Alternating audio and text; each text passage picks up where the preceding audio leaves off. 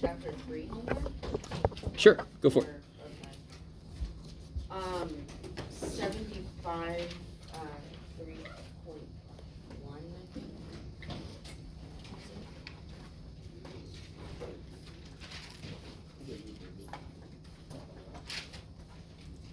I think. I started doing it and then I just completely got stuck and I'm like, this isn't good. What's up? This one?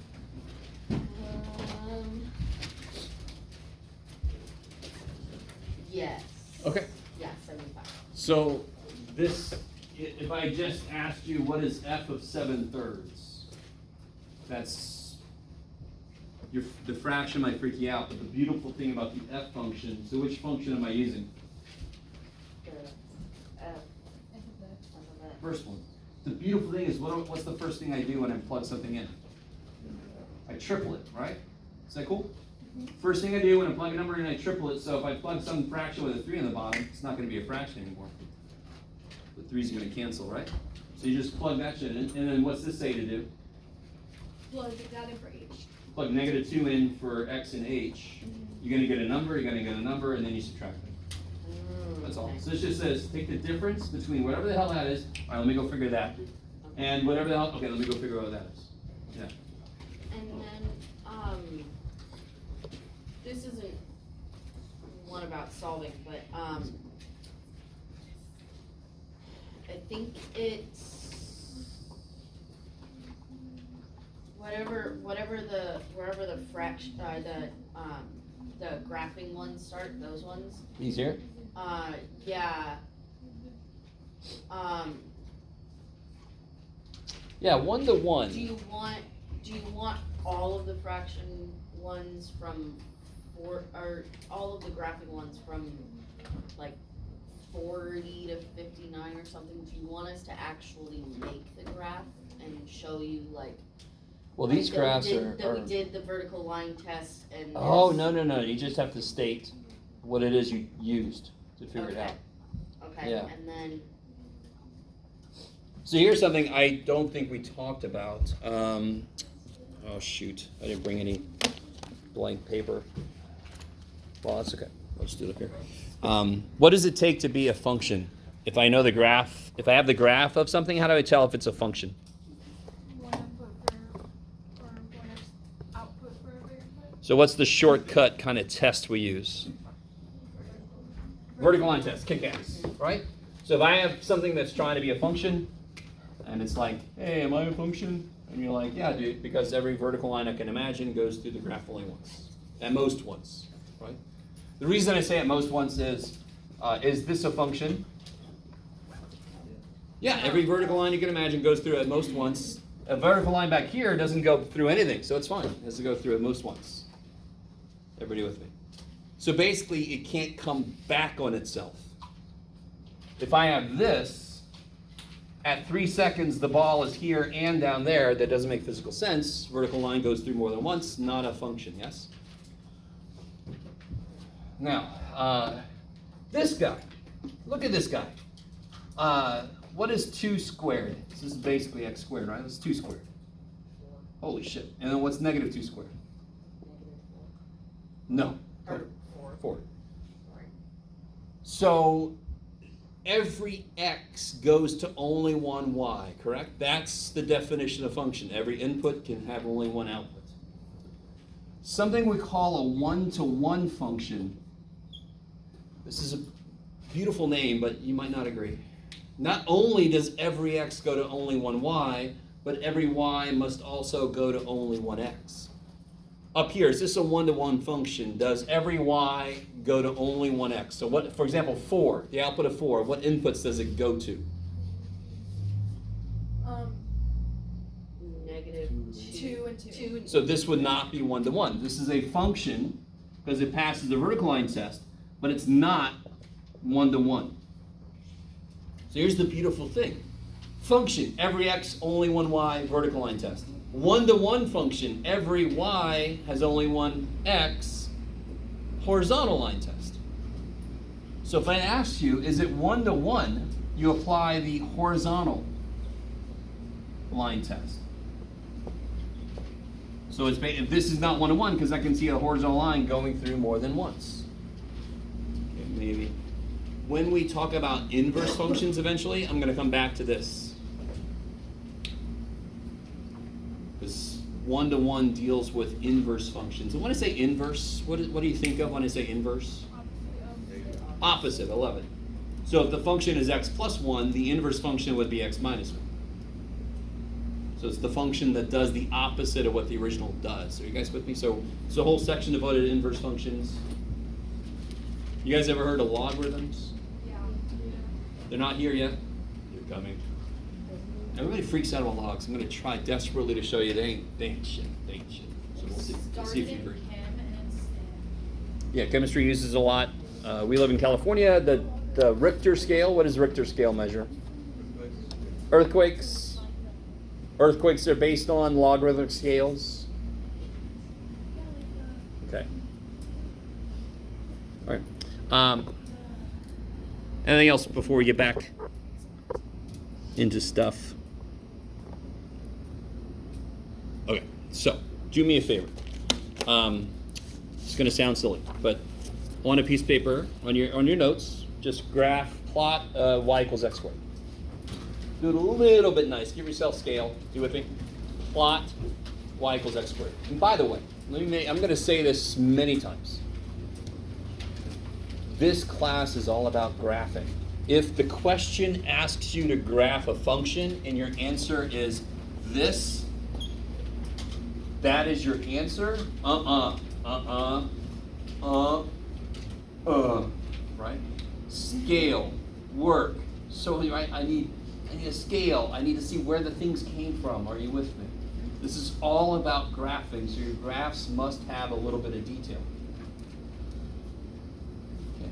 And like I told you, there will be tests that have a part 1 and a part 2 where you can't use graph calculator. Obviously, some of those are going to be involving graphing by hand where you cannot use your graphing calculator because too many of you guys just copy from your calculator. All right. So everybody got that done. Let me catch up to you if I can find some. Here we go. Beautiful. No, not beautiful. Where's that? Oh. Bodacious. Okay. Paper. Bless you. Bless you. Bless you, my student. All right, so let me turn over to this. All right, so you've all got your x squares graphed. They look amazing. Mine's not going to look all that great, but I will. So 1 goes to 1, 0 goes to 0, -1 goes to 1, 2 goes to 4, -2 goes to 4, and then it's basic. Wee-haw. All right, and that's y equals x squared. Now, very quickly. This is here because when I throw a 0 in, the output is 0, correct? That's amazing. So if I look at a different function, in fact, let me be a little more careful. Let me call this f of x. So let's look at g of x as x squared minus 4.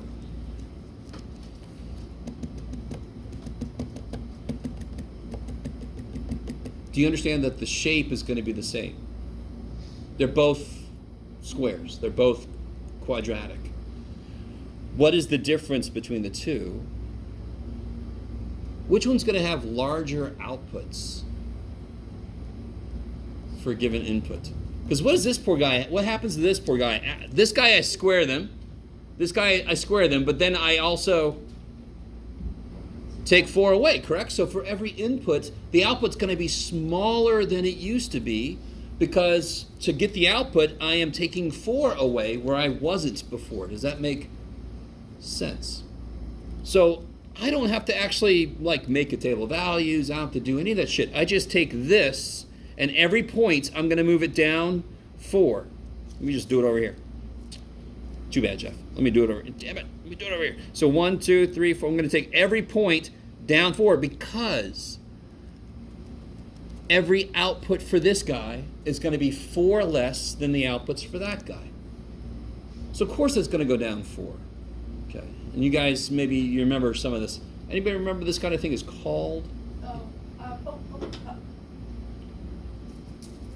not a translation. Transformation. Transformation. Translation is what we're doing, to be honest. Transformations are generally taking a graph and doing shit to it, moving it around, flipping it over, right? Yeah. Translation is when I just take a graph and I just kind of move it left and right or down and up, right? You guys with me? So generally transformations, the specific transformation this is a translation. Do I care as much about the words? No, I care that you know how to do this stuff. So what if it would have been +4 instead? What would have happened? Holy shit. All right, so in general, if I have a function is equal to another function plus c, where c is some number, you guys with me? It's going to move vertically by c units. Does that make sense? Move vertically by c units. So if c is positive, it's going to go up, vertically up. If c is negative, it's going to go down. Is everybody with that? So we call that a vertical translation, to be completely technical. Okay, very exciting. Some of you guys have the most interesting looks on your faces. Okay. So how the shit do I make it move left and right? It has to be in the function. Beautiful. It has to be in with the x. So let's look at this. All right, so we've got let's recreate our x squared. 1, 2, 3, 4, 1, 2, 1, 2. My scale sucks, but it's okay. 4, 1, 4. Okay. So I really want this to make some sense. Do you see how this is not with the x? So it's not going to move left and right. It's going to move up and down. If a number is with the x, it's going to move up and down. My poor little x squared. So if I have a different function, and again, I should be given this function names. Damn it. F of x equals x squared. Okay. So if I have a different function, let's say x minus 1 squared. Now your brain is going to tell you that that should shift back because your brain sees a minus, correct? But I want you to understand what's happening. What did I put into this function to get a 0 out? 0, correct? You with me? Is everybody with me? What do I have to put into this function to get a 0 out? 1. Didn't you have to put 1 bigger than you used to just to get the same damn output? Yes? Why does that make sense? What's the first thing I'm doing in my poor numbers that I'm plugging in? What's the first thing I do to it? Subtract 1. So don't they all have to be 1 bigger than they used to be? So this is actually a shift. It's a horizontal shift to the right.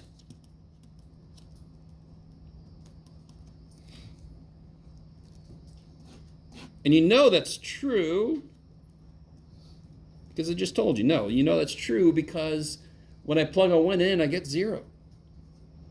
So didn't this just go over 1? Do you see that? Didn't that point just move over 1? Right? What do you get when you plug a 2 in? 2 minus 1 is 1. Squared is 1. So you get there, right? Isn't that this point shifted over by 1? Didn't that point just shift over by 1? Yes? You guys with me? What do you get when you put a 0 in? No. 1. Negative 1 squared, right? Negative 1 squared is 1. So that's here. Where'd that point come from? Isn't that this point shifted over 1? So did I really have to plug shit in? No. I just take every point from what I call the base function and I move it over. That's it. Okay, maybe. So in general, if I have g of x equals f of x plus c, it's going to move, how do I say this in general? It's going to be left or right, but it's going to be opposite of what that is. So let me do it like this. Let me do it like the book does. Let me do it over here. So if I have a function that's made up of another function where I have a minus number in there, it's going to shift horizontally by c. The word by, Jeff. There you go. So when it's in with the x, is left and right. When it's outside of the x, it's up and down. Maybe. Not too bad, right? So let's see. Let's try a different function. What does this function look like? Does anyone know the basic shape of this guy? I actually drew it earlier. Not that. Is it like the, If I do this. like an eyebrow? Oh, yeah, okay. Swoosh, it's like, yeah.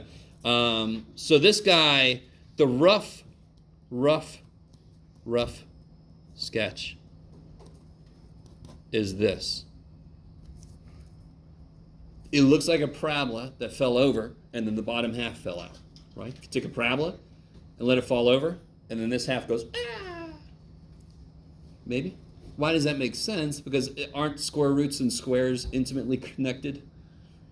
Square roots are kind of the opposite of squaring in a way, yes? You guys all with me? So of course the graph should be connected somehow. So let's graph this really nice. 0, square root of 0 is 0, square root of 1 is 1, and square root of 4 is 2. That's crazy. So here's what I call the base graph. What I keep forgetting is I like to do base graphs as a dotted line. That's too bad for me. So let me see if you guys get this. What if I had g of x equals square root of x minus 2? What would that do to this picture?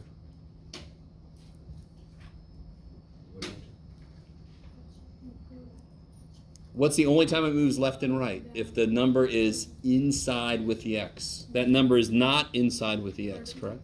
So it's going to be vertically. It's going to move. -2, this way. So down. Oh, down? When's the only time it's going to move left and right? When the number is in with the x. Does that make sense? Because x is left and right, so when the number's in with the x, it's messing up my left and right. Let me stop for a minute. I love you guys. I can see some of your faces are awesome. Really quickly, go with me for a second. Isn't g of x just taking the place of y? So let me do a little side work here. Let me bring y back. I'm bringing y back. Couldn't I add 2? Isn't that 2 then with the y? I really want this to make sense. If I could put the number with the y, then it's going to affect up and down because y is up and down. If the number is with the x, it's going to affect left and right because x is left and right. That's actually it. Does that make sense? Why was the 2 over here? Because we're used to solving for y. That's why. Maybe? Yes? Well, then how come earlier when we were doing like hx equals x squared plus 4 was moving left and right? No. This one we didn't do it. We just said it would go up. When we did this one, when it was inside with the x, it moved over. Yes, okay. This one, I just said, what would this do? It would go up. In fact, real quick, take your calculators. Take your calculator. Let's see if I got a good one. Yes. Go to y equals, clear out any shit that's in there, and put in there x squared for y1. y2, put x squared plus 4.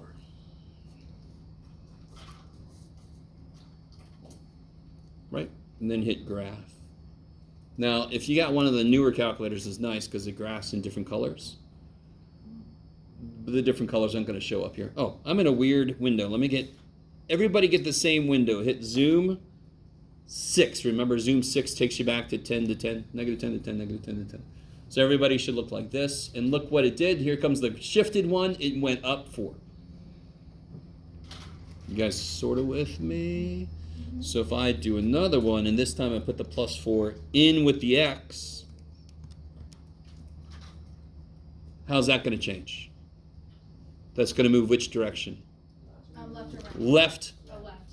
Specifically left 4. So there should be another one back. There it is. I always get students who are like, eventually they go, but there's a plus, Jeff. It's a plus. Well, yeah. So all my inputs have to be 4 less than they used to be because the first thing we're doing is giving them 4. That's why it goes back visually. Let that make sense. Okay, maybe. All right. Ah. So what do you guys think about this? Here's my base graph. I'm sorry, I didn't finish this. What is that going to do then? I'm sorry. What's that going to do to this visually? Move it down. Down. So again, how do you know it's not left to right? How do you immediately know it's not left to right? It's not with the X. And X is left and right. So this is going to be up or down, and this is beautiful. It's down too. This is awesome. Because it takes all those outputs that used to work right here, and it takes 2 away from them. So of course it's going to take that down. So now I would just go take every point. This point, down 2. This point, 1, 2. I mean, this is almost silly, right? 1, 2. Weirdly easy. I know, let it be nice. If you know the base, look, you graph the base function and then you just move that shit around. All right, watch this. So what if I had this function? H of x equals square root of x plus 2 minus 1.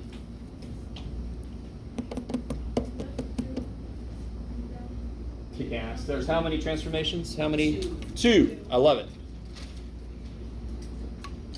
The order sometimes matters. So I always tell students, do it in order of operations. The order doesn't always matter, but it sometimes matters. So might as well always do order operations. What would I do first? I would do back 2. We'll say left 2, right? Left 2. And then down 1. This is an example of a problem. It doesn't matter what order you do it in, but sometimes the order matters. So I would take, here's how I would do this problem. Here's how I want to see this problem from you. So I want you to graph what I call the base function. Square root of 1 is 1. Square root of 4 is 2. And then you make that dotted. Beep, beep, beep, beep, beep, beep. Why is it dotted? Because it's not the answer. Why did I make it so small? I don't know. What do I do with every point now? Left 2. Move it left 2. So take this point. Left 2. And? Down 1. Bam. Take this point. Left 2. Down 1. Take this point. Down 1. So there's the new function. So it just picked up the square root function and it moved it back and down. How do you check this shit? Besides throwing your calculator that you're not going to always be able to use. Well, what point is this? Can anybody tell from my crappy little tiny graph? 2, 1. So how do I check this?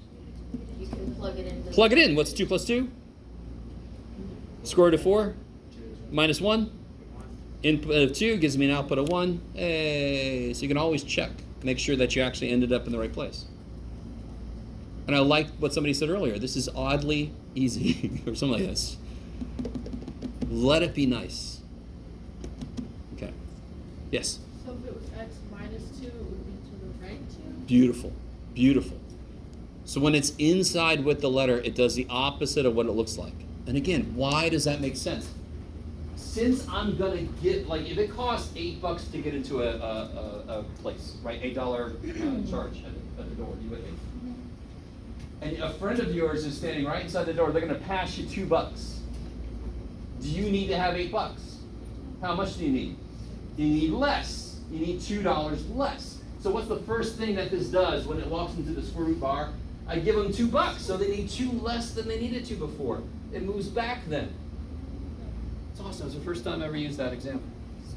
Even if you don't drink, y'all know what a bar is. You know what I'm talking about. It could have been a pool hall, and they got an interest fee for some reason, right? I don't know. Okay. Okay. All right.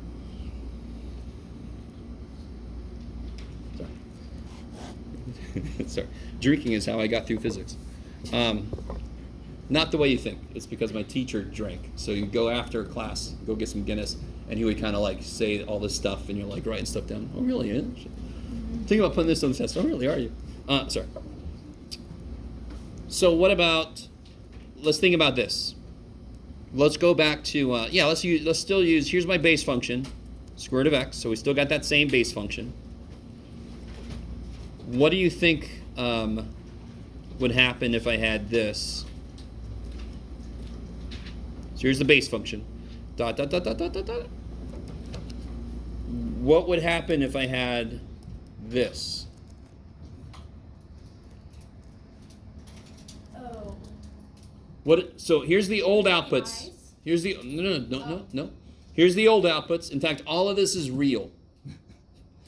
They would have to state if it's complex. We're not going to graph much complex stuff. Don't freak out. If it was inside, it's still okay. I'll show you in a minute. I do have some.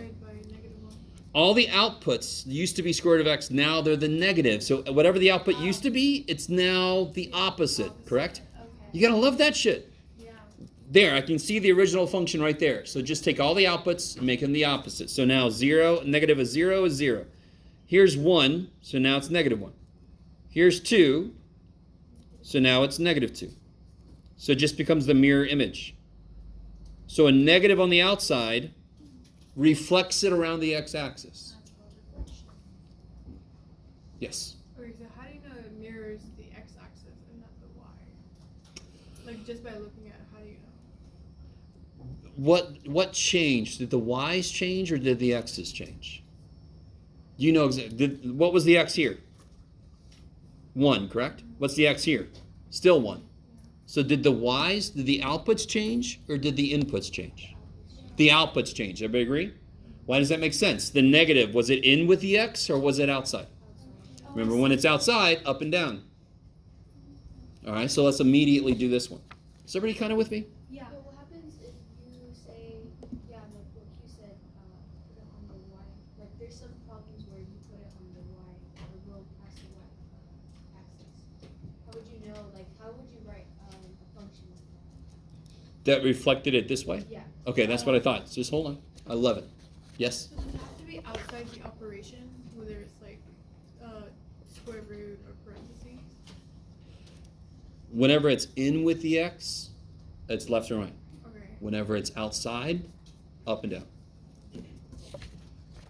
So that just applies to all of them. That's a general, yes. Okay, here we go. So here's what you both are sort of asking. You ready? Now, what does your brain say when it looks at that? I. Yeah, I'm telling you right now, no complex numbers. So the only way this could work, what kind of number do I need to be able to take the square root of it and not become complex? I need a positive number, correct?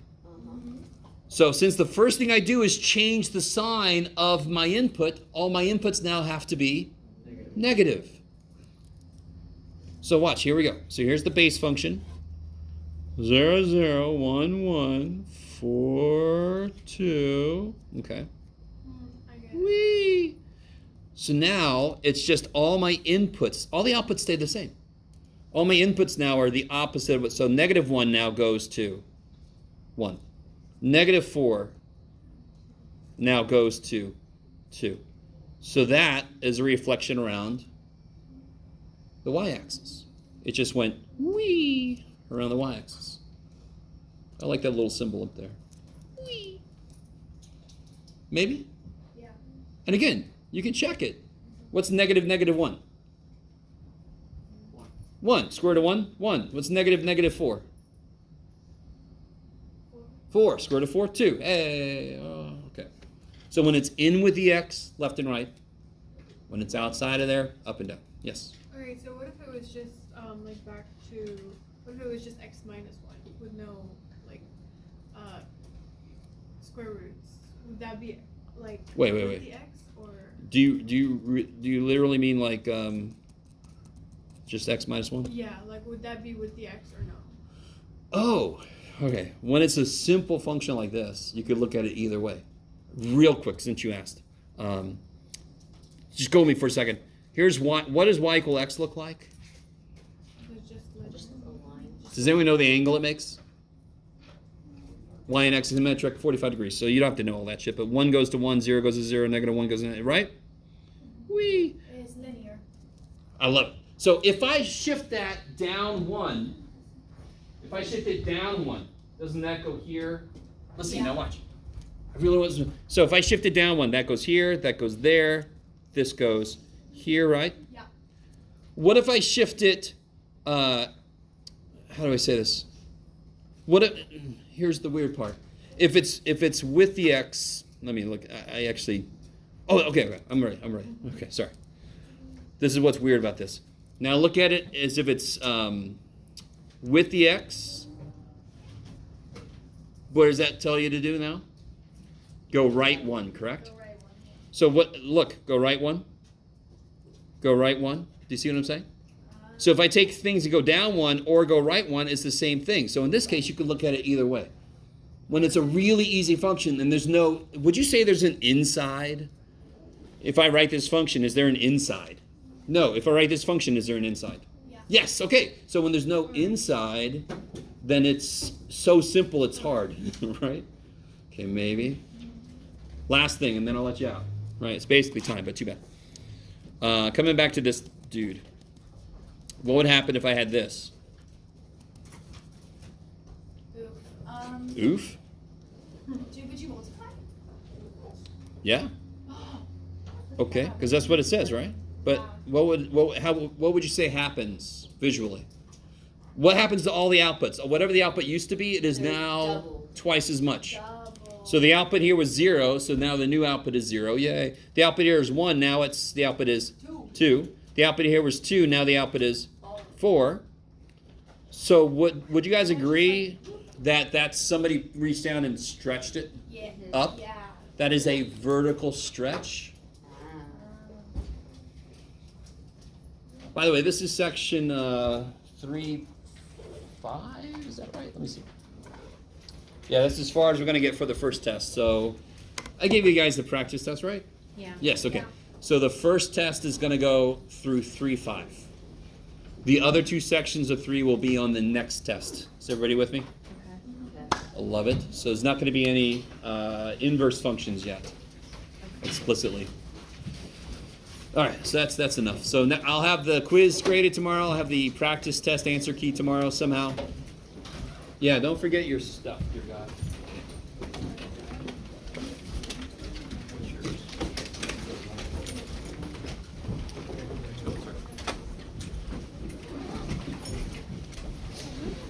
Don't forget your card and your wallets and stuff.